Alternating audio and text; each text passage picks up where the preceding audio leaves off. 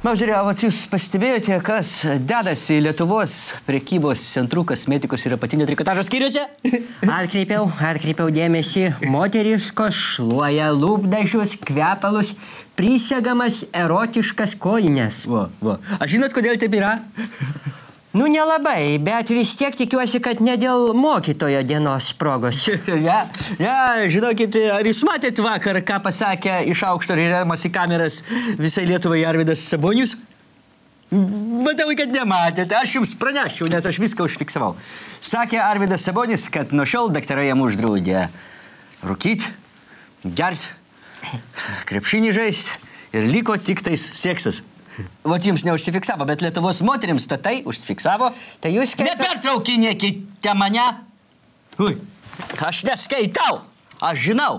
Jūs įsivaizduojat, kiek pas mūsų milžiną atsirado laisvo laiko? Seksui.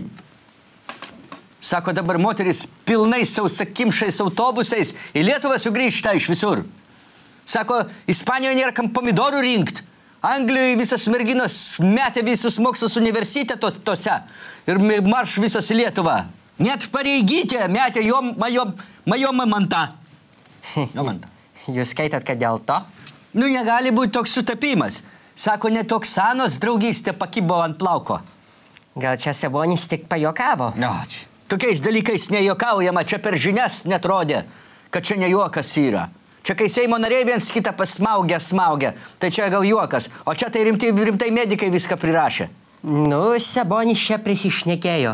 Ar nereiks bėgti iš Lietuvos? Tai kur tu čia pabėgsi? Sabonis žino visam pasaulį. Sako, net Ispanijoje moteriškės apgulė kosmetikos prekės ir apatinį trikotažo skyrius.